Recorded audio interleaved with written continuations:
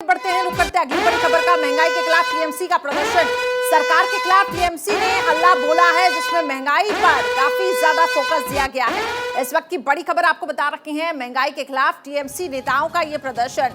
TMC सांसद हैं, देखिए किस तरीके से उन्होंने महंगाई के खिलाफ ये हल्ला बोला है, सरकार के खिलाफ मोर्चा खोला है। और लगातार इस वक्त देश की राजनीति देखिए किस तरीके से गरमाई हुई है। ये जो राजनीतिक तपिश है, संसद से लेकर सड़क तक साफ तौर से दिखाई दे रही है। हाथों में तख्तियां लिए मोदी सरकार को घेरते हुए, केंद्र सरकार को घेरते हुए अब टीएमसी सांसद प्रदर्शन कर रहे हैं। अपडेट्स के लिए मेरे सहयोगी और इसके साथ साथ हमारे कंसल्टिंग एडिटर अमित मिश्रा जी जुड़ चुके हैं। अमित जी, टीएमसी सांसदों का ये प्रदर्शन महंगाई के खिलाफ हल्ला बोला है, किस तरीके से देखा जाए?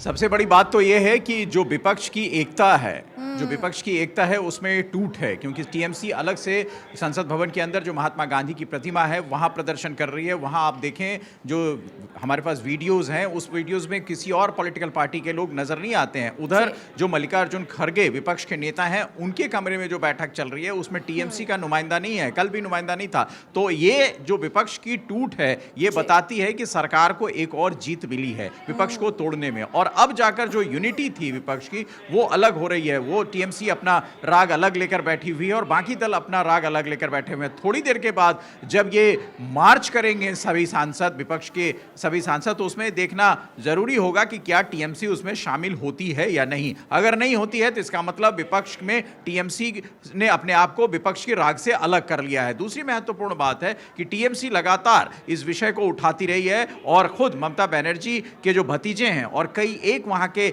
विधायक हैं, वो ईडी और सीबीआई के रडार पर हैं। उनसे कई एक दूसरे मामलों में पूछताछ हो चुकी है, मुकदमे चल रहे हैं ममता बनर्जी के भतीजे और उनकी जो बहू। बिल्कुल, आपने ठीक कहा, और विपक्ष में ही विपक्ष है और ये लगातार साफ तौर से तस्वीरें भी मिल रही हैं। और फिलहाल जिस तस्वीरों का हम ये जिक्र कर रहे थे, और अमित जी आप भी बता रहे थे कि टीएमसी का कोई भी नेता इसमें शामिल नहीं हुआ, तस्वीरें दिखा रखी हैं जिसमें तमाम विपक्षी दल अब एकजुट हो चुके हैं। विपक्षी दलों की बैठक शुरू हो चुकी है और टीएमसी सांसद, जैसा कि अमित जी भी जिक्र कर रहे थे कि वो नदारत है और सरकार की तरफ से ये हम ये कह सकते हैं सरकार की एक और जीत है, क्योंकि विपक्ष जहां पे एकजुट होने की यहां पे कोशिश कर रहा है, तो यहां पे विपक्ष में ही वो एकजुटता साफ तौर से नहीं दिखाई दे रही है। तो ऐसे में सरकार के खिलाफ आखिर किस तरीके से मोर्चा खोला जाए? तो बैठक में टीएमसी सांसद नदारत हैं, साफ तौर से देखने को मिल रहा है, लेकिन बाहर टीएमसी सांसदों का महंगाई के खिलाफ हल्ला यहाँ पे बोला जा रहा है। तो एक तरीके से हम ये कह सकते हैं कि अंदर जिस तरीके से विपक्षी एकजुटता है वो दिखाई नहीं दे रही है। अमित जी लगातार मेरे साथ बने हुए हैं। अमित जी, वही तस्वीरें देखने को मिली, टीएमसी सांसद नदारत है, विपक्ष में वो एकजुटता नहीं है, तो कैसे आप सरकार को घेरिएगा?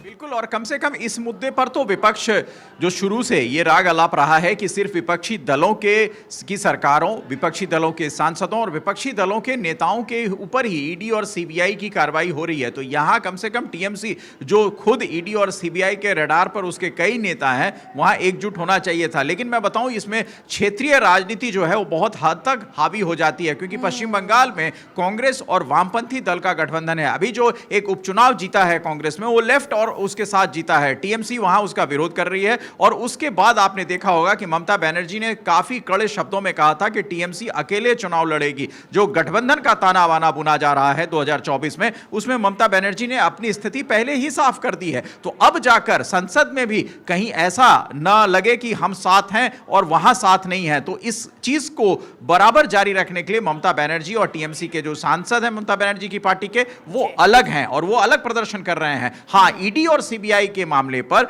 वो सदन के अंदर एकजुट रहने का प्रयास करते हैं, लेकिन विपक्षी दल की जो मीटिंग मल्लिकार्जुन खड़गे ले रहे हैं, उसमें टीएमसी का नुमाइंदा शामिल कल भी नहीं हुआ था और आज भी नहीं हो रहा है। तो निश्चित तौर पर यह सरकार ने जो विपक्ष को तोड़ने की रणनीति अपनाई होगी संसदीय कार्य मंत्री की तरफ से, उसमें एक सफलता जरूर मानी जाएगी। और वो सफलता तब और अच्छी मानी जाती है जब सरकार खुद राहुल गांधी को सदन में माफी मांगने के लिए कह रही हो। ऐसे में विपक्ष का एक बड़ा दल अगर उस विपक्षी दल के साझे में शामिल नहीं होता है, तो निश्चित तौर पर एक दबाव कांग्रेस के ऊपर, एक दबाव विपक्ष के ऊपर जरूर पड़ेगा कि राहुल गांधी के बयान को लेकर कहीं विपक्ष अलग थलग ना हो जाए या विपक्ष में टूट ना हो जाए। तो वो एक तरीके से अब कांग्रेस को उसको रणनीति बनानी होगी उसको जोड़ने की।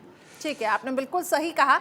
अब ये देखना होगा कि आगे किस तरीके से यहाँ पे विपक्षी एकजुटता दिखाई देती है और किस तरीके से सरकार को घेरा जाता है। बहरहाल बहुत बहुत शुक्रिया आपका हमारे साथ जुड़ने के लिए।